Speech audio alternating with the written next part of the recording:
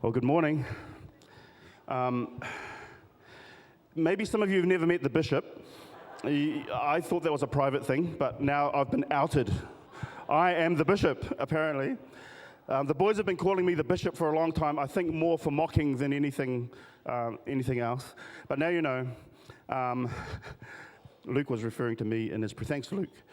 I know wonderful things are happening in this church. When I see Jay leading worship and I see Luke praying, man, I don't know if that would happen anywhere else, boys.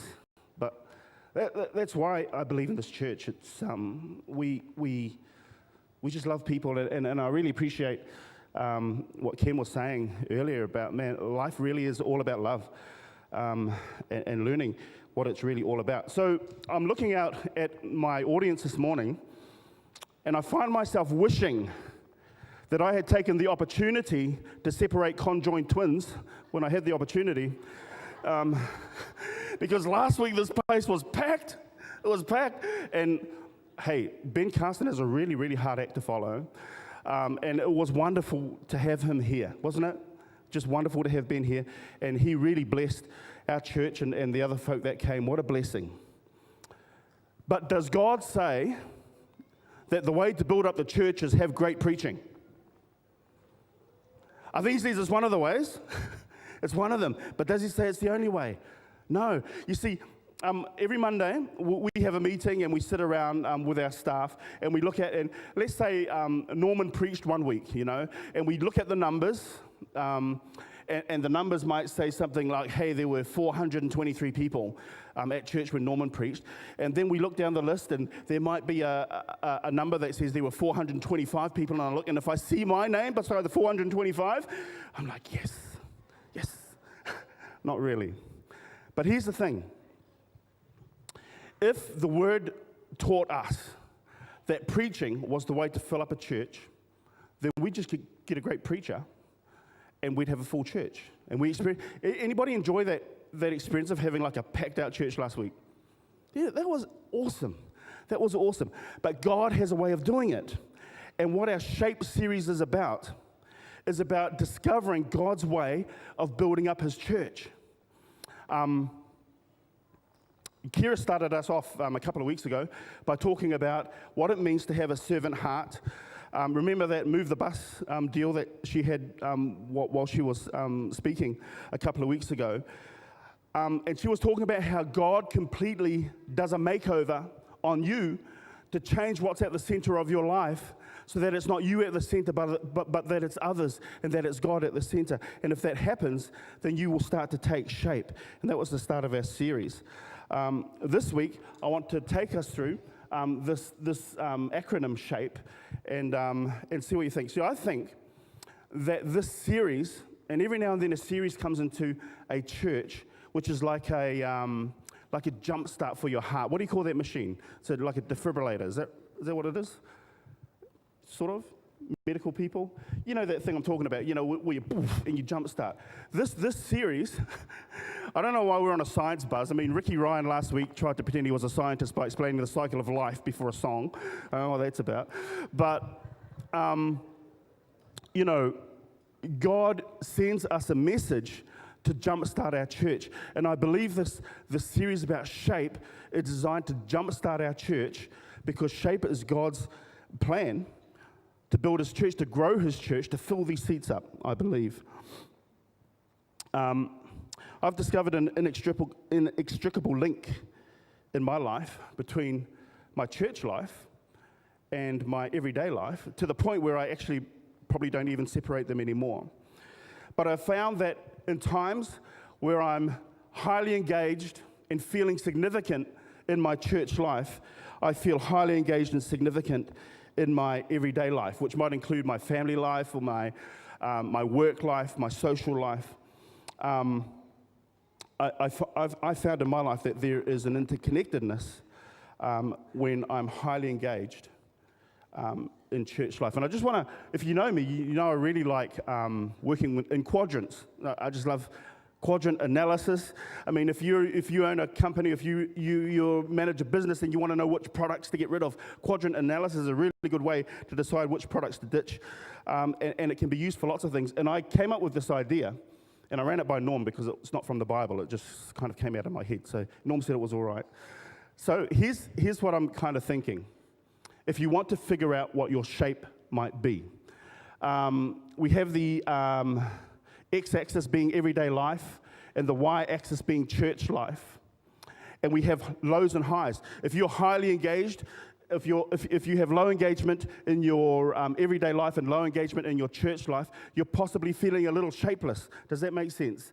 If you have low engagement in your church life, you have low engagement in your everyday life, you might feel a little shapeless. However, if we go to the next one, if you have high engagement, and I'm talking about if you're really busy in church, like you're just busy, and you've met these people who are just so hard out in church, to the detriment of their everyday life, we might call these people are maybe a little top heavy. Your shape might be a little top heavy. You're a little bit out of shape. And then, of course, if I go to the other extreme and I have a really, really, really busy everyday life, you can see where I'm heading, right? If I have a really busy everyday life and I hardly have any time to be engaged in church life, I might be a little bit bottom heavy. Now, there's a problem with being bottom heavy. And I was going to explain that to you, but I thought I'd let this gentleman on the video do the explaining for me. Here we go. I got a big butt. It's gigantic, if I'm going to be blunt about it. And you know what? The funny thing is, I got several big butts. And before you discard me or wince at the disgusting notion of that, I'm going to go out on a limb here and suggest that possibly you have at least one big butt as well. Yeah, you like that? Hurts a little, huh? Let me tell you something. Let me just tell you something, okay?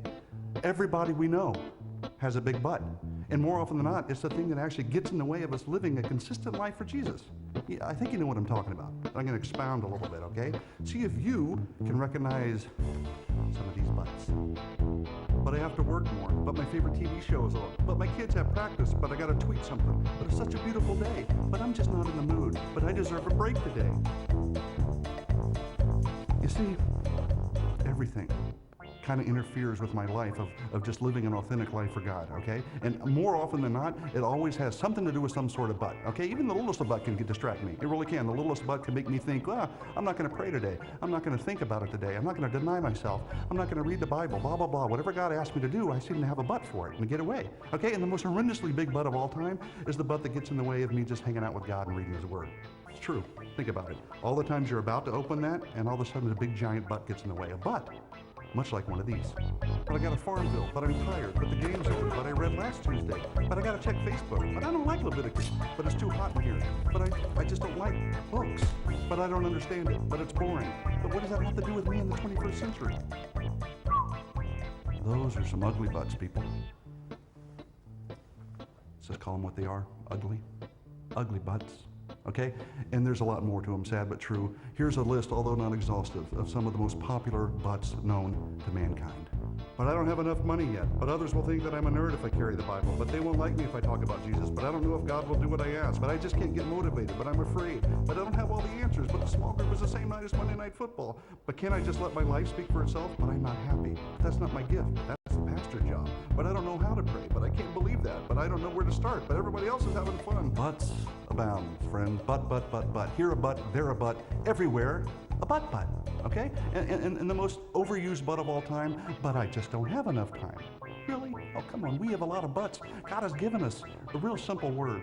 Okay? If we learn it and we share it and we teach it and we live by it, then see, God gets glorified, people benefit, and then we get blessed. That's why we do what we do. That's the why behind the butt. Okay? And ultimately, that's the whole point I'm trying to make here, my fellow butt lovers, is if your butt is bigger than your why, then your butt's too big. Okay, it's time to, metaphorically speaking, snap into a Slim Jim. Okay, let's slap on some spiritual shape-ups and hit the road a little bit so we can just manage the butts a little bit. That's all we're trying to do. That's what we're talking about. Let's minimize the excuses. Let's shrink the butts. Shrink the butts. Say it with me. Shrink the butts. That's what we need to do. And you and I can do that together. We can conquer this. You and I can do it if we start today, okay? I know we can. Let's just do it. No ifs, ands, or... Yeah. I think you get it. All right. So you get the idea that if you have a really, really busy life and you find it really difficult to engage in church life, maybe our excuses are bigger than knowing why we come to this place. And that's what we want to, this is what I want to talk about this morning. I want to talk about you. Biblical 101, Bible 101, Jesus 101 is this. And we're talking about God's plan to engage, or God's plan to enlarge his kingdom in this world. And I want to talk about your uniqueness, how unique you are. Bible 101 says, God 101 says that you are unique. Everything that Jesus did when he came onto this earth made it very clear that you as an individual are unique. He spoke to Nicodemus, one-on-one, unique. A woman touches his robe and he spins around in a crowd of hundreds and hundreds of people and he notices her because she is unique and what she has to offer is of value. Zacchaeus was unique. And here's the thing that I guess I want to contrast. In the world of consumerism, in this world that we live in, where we're all about consumerism and wanting to keep up with the Joneses, that whole expression of wanting to keep up with the Joneses is about being at least the same as somebody whose lifestyle we admire. We want to be at least the same. And the difference, the gospel answer, I believe, to one of God's gospel answers to consumerism is this whole idea of uniqueness. Consumerism is really about you being the same for your own benefit, whereas this S.H.A.P.E series that we're going through, being in shape, letting God shape you, is all about being unique for the benefit of others. And I think we had a slide after this one to show that. Your uniqueness. God formed you. This is a summary of Psalms 139, which is just summarized for you. If you actually want to read this more, all these Bible texts are in this. Has everybody got one of these? I really want you to get into this this week after this message. But God formed you before you were born. You're unique. You're incredibly complex, which makes you incredibly unique. Your life was planned in the womb. As a matter of fact, Psalms 139 goes on to say that every day of your life was planned before you were even born. You are absolutely unique. And if we can just go to the next slide. Consumerism equals sameness for the advancement of self, and S.H.A.P.E is the uniqueness is your uniqueness for the advancement of others. God's antidote. So I just want to look at the first letter in the acronym of S.H.A.P.E. And so there it is. S.H.A.P.E is an acronym for spiritual gifts, for your heart, for abilities, for personality, and for experiences. Let's look at spiritual gifts. There's a Bible text in 1 Timothy 4, verse 4 to 14. And I'm not having them up there because they're all in this, and I really want you to go through this. You're going to get this message a lot during the sermon. All the Bible texts are in here. Do not neglect spiritual gifts. Be diligent in these matters. Give yourself wholly to spiritual gifts. And so I want to go through each of these acronyms, asking pretty much three questions. What is it that we're talking about? Why is it important? And how do I start to access this thing? So spiritual gifts. Are you ready? What is it? Spiritual gifts. Gifts God gives to you as a believer that enable you to build up other believers. Did you know that about spiritual gifts? They are gifts that God gives you that enables you to build up other believers. For example, something that I didn't realize before looking into spiritual gifts was that a spiritual gift can only come to you as a believer of Jesus Christ. The very first thing that should happen once you profess a belief in Jesus Christ and you take a step in baptism is that God presents to you a special spiritual gift to enable you to build up other believers, or in other words, to build up his church. That's what a spiritual gift is. And here's a list. Gifts of exhortation. I'm not going to go through every single one of them, but exhortation, if you have the gift to get along somebody and encourage them, maybe speak a word into their life. Maybe you're that type of person that can understand where somebody is coming from. Then you have the gift of exhortation. There's gifts of giving, leadership, mercy, prophecy. And most Adventist ears sort of go up when they hear this gift of prophecy. But in this context, the gift of prophecy isn't so much about foretelling the future, but it is more about forth-telling, if you know what I mean. A message comes to you from God, and you need to tell the people what God is telling you for something that is beneficial right here and now. The forth-telling of a message from God. Maybe somebody needs some advice in their life, and nobody else is brave enough to do it, but you feel strongly encouraged by God to speak on this person's life. This is the context that we're talking about in terms of the gift of prophecy. The gift of service, teaching, administration, being an apostle, discernment, faith, healing, helps, knowledge, miracles, tongues with interpretation, wisdom, evangelism, pastoring, celibacy. Wow, is that a gift? Apparently it is, and it's mentioned in the Bible as one of the gifts, where you might, as a person, decide for the sake of the growing of the kingdom of God, so that you won't have any distractions, you may voluntarily choose to live a life of celibacy, voluntarily. Hospitality, martyrdom, missionary service, and voluntary poverty. I thought that was my gift, but then I realized it wasn't very voluntary. But voluntary poverty is also a gift. So these are gifts that are listed in the Bible. They are not every single gift. Paul calls them, these are the most important ones, or these are the most common ones. He's giving us examples of what some of the gifts are. Why are the gifts important? They are an expression of God's grace to you. That's why they're called gifts. Knowing your spiritual gift answers questions about what you should do. If you're in the church and you've given your life to Jesus Christ, and you're so enthusiastic for the gospel, and you realize what he's done in your life, the very next thing you're going to want to know is, now what should I do?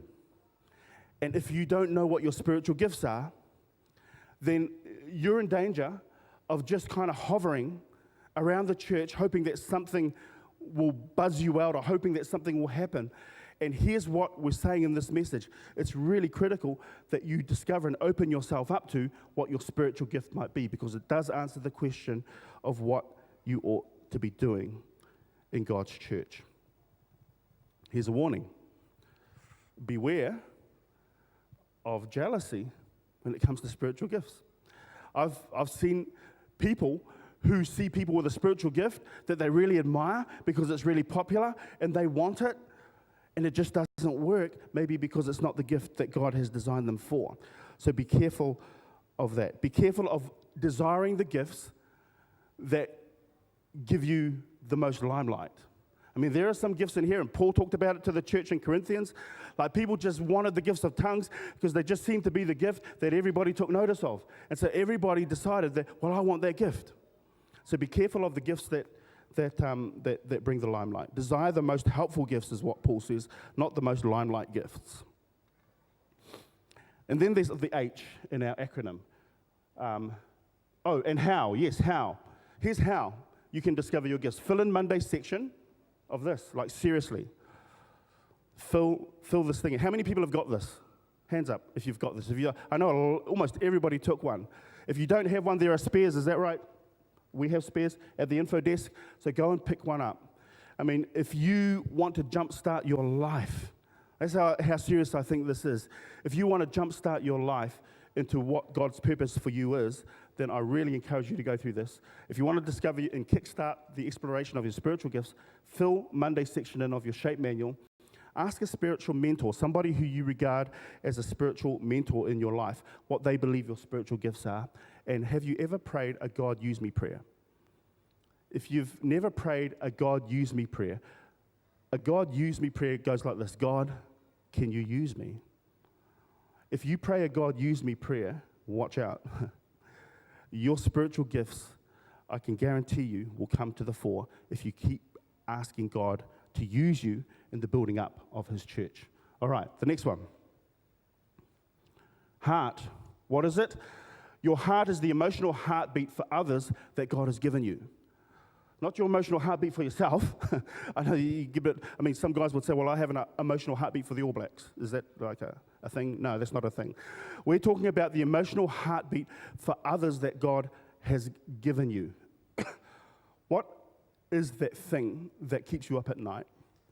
What is that thing that when you think about it, you just can't get it out of your mind, or you just can't go to sleep?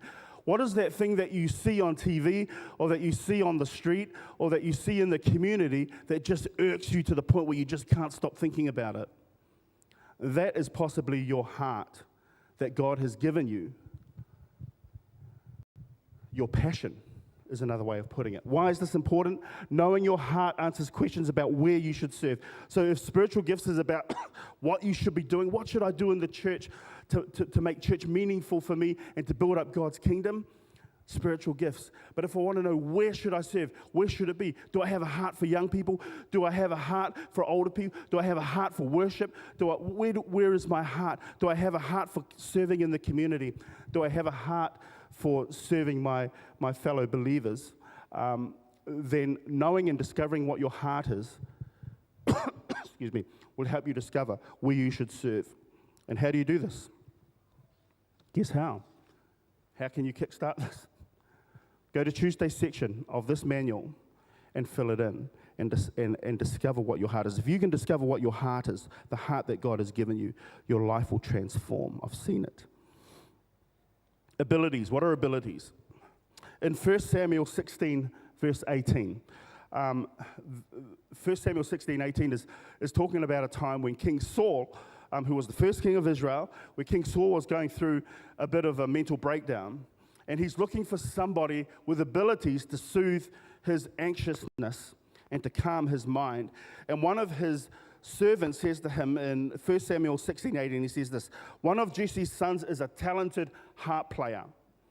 Not only that, he is a brave warrior, and not only that, he's a fine-looking young man. These, I believe, are abilities. David was born with the ability to play the harp well, and he was also born with amazing hand-eye coordination. I can imagine when David first picked up a sling, it probably felt good in his hand. It just felt like a natural fit, just like a golf club feels in my hand, not. But he picks up that sling and he starts twirling it. But here's the thing about abilities. If you don't practice your abilities, even though they're natural gifts, if you don't practice them, then they go nowhere or you don't get any good. And I can imagine David first aims at a rock, and he misses, and on Tuesday he misses, and on Wednesday, but on Thursday he hits the rock.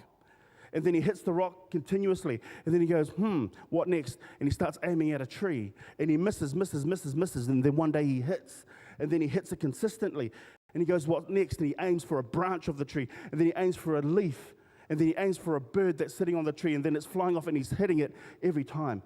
This is what abilities is all about. Abilities are things that you are born with. And if you practice them, then God can use them for the advancement of his kingdom. Some abilities are like hereditary. Nathan and Brendan McCullum are both national cricketers. The Whitelock brothers, who play for Canterbury, George, Adam, Sam and Luke, are all great rugby players. The Burgess brothers, who play for the Rabbitohs, they just seem to have this natural ability. The Kendalls, the Goings, these people, often these things are hereditary. Why are abilities important? A natural ability exercised becomes lethal in the building of God's kingdom. Knowing your abilities also answers questions about what you ought to be doing. And how can you discover what your abilities are, if you're wondering? What are we up to? Wednesday. Wednesday in your S.H.A.P.E manual, people, fill it in. Personalities. What is personality? Personality, thoughts, feelings, and behaviors that make your approach to serving unique. Thoughts, feelings, and behaviors that make your approach to serving unique. If you talk to Tracy, she would tell you that I have a unique approach to doing anything. If you talk to my wife, as a matter of fact, a lot of people that get married, and I don't want to go into the personality thing too much, but often you can find complementary personalities, and we all have a unique approach. And if you know your personality, the purpose of knowing your personality is knowing what your personal preferences are, and it answers the question about your best fit. Can you imagine if all these things come together? You have your spiritual gift, you have your heart or your passion for what you want to do, you have been practicing your ability, and you're getting polished with the things that you're really good at, that you were born with naturally, and you combine that with your unique approach to life. can you start to see how God's answer to building up the church is so multifaceted, and it so needs you. It so needs your unique approach.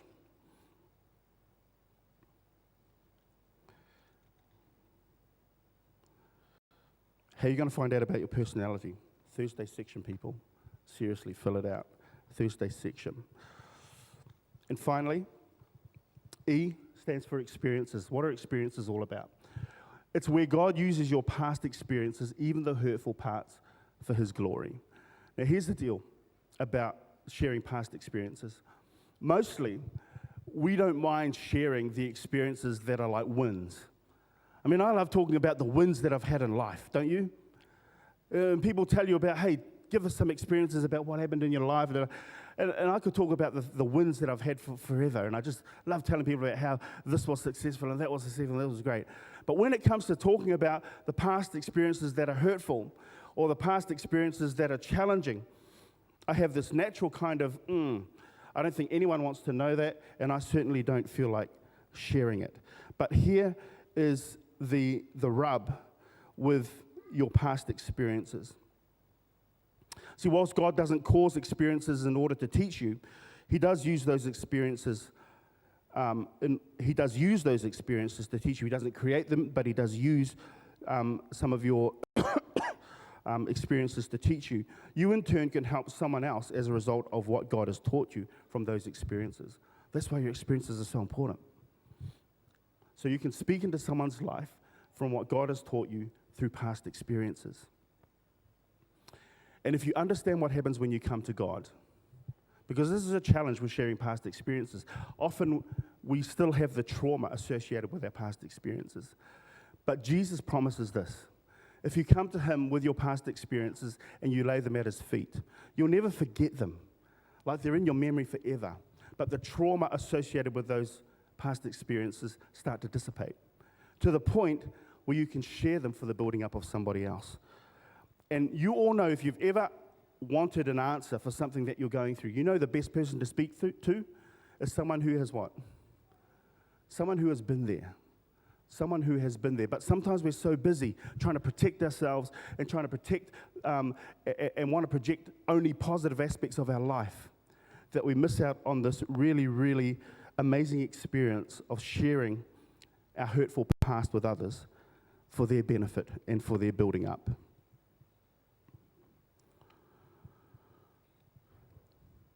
So what would happen if we all got into shape? What do you think would happen if we all got into shape? What do you think would happen if every single person here in this building discovered what their spiritual gift was and started exercising it? What do you think would happen if every single person here, if you discovered what your passion for life was? Maybe you're sitting here and you're feeling a little dead right now because you just don't know what that passion is. Maybe you're just going through the motions because you're just trying to fulfill your responsibilities that you have, but it's not really your passion for life. What if you discovered what your heart was, what your passion was for life? What if you discovered that God has equipped you to fulfill that passion in your life? What if you took those things that you are already good at and that you've done 1,000 times before, but you allow God to bless it for the building up of His kingdom? What do you think would happen if you allowed that to happen? And what if you opened up your personality, your uniqueness to God's Spirit for the use of building up His kingdom? What if you suddenly realized that you didn't have to do it the same as Norman or Kira or Karl or somebody else? That God has equipped you absolutely uniquely to do the thing that He's gifted you to do in the way that He's gifted you to do it? And what if you got to a point where you were able to lay down all your past trauma at the feet of Jesus Christ, to the point of being able to share with somebody else who's going through those same experiences? How building up would that be for you, and how building up would that be for somebody else in this church? Can you imagine what could happen to this church? Can I tell you what I think would happen? If we all let God get us into shape, there wouldn't be an empty pew in this church. Did you know that? I don't think there would be an empty pew in this church if God got us all into shape. And here's the thing. The whole purpose for getting into shape is so that more people can come into his kingdom. That's why I don't think that there will be an empty pew here. God is not trying to get us to get into shape just to give us something to do for the next 3 weeks. He wants us to get into shape so that more people can come to a knowledge of God's kingdom so that we can grow his kingdom. So I have a 2-part challenge for you. Are you ready? Number 1, let God use you to impact the world. Let him use you. It means getting into shape. It means getting into this thing here and starting to find out what your shape is for the building up of God's kingdom. So that's my first one. Let God use you to impact this world. Now, that could be as simple as going home and praying, Lord, God, can you use me? I challenge you to do that this week, to go home and pray that prayer. God, can you use me today? Every day when you wake up, God, can you use me today? Whenever I've prayed that prayer, you just have to be ready for what God's going to do in your life. If you're afraid of what God's going to do in your life, you probably won't pray that prayer. But if you pray it and you mean it, just be ready for what God will do in your life. And number 2, find out what your shape is this week so you can serve God with a deep sense of satisfaction and effectiveness. Find out what your shape is this week. That's my other challenge. So that you can serve God with a deep sense of satisfaction and effectiveness. Because there is a bit of a scandal to all of this. And sometimes when I hear sermons about, we're all here to serve, I kind of get tempted into thinking, yeah, but what about me? What about me? The scandal of God's graciousness is that he gives you gifts for the building up of others and for the serving of others, but it is in the serving of others that you find your place, that you find your shape. You will never find your shape in serving yourself.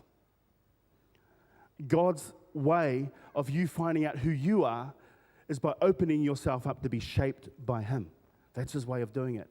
And if you open yourself up to be shaped by him, the scandal, which is about serving others, the scandal is that you actually end up having a life that is fulfilling, a life that you could never dream could be so good, could be so meaningful, could be so significant. Notice I didn't say he's going to give you a life of everything you ever wanted. No. He will give you a life of incredible significance if you open yourself up to getting into shape to serve others. It's a scandal. Ladies and gentlemen, I pray that you'll do this. I pray that you'll go through this week and pray about getting into shape. God bless you all. We invite you to stand as we sing our last song, Scandal.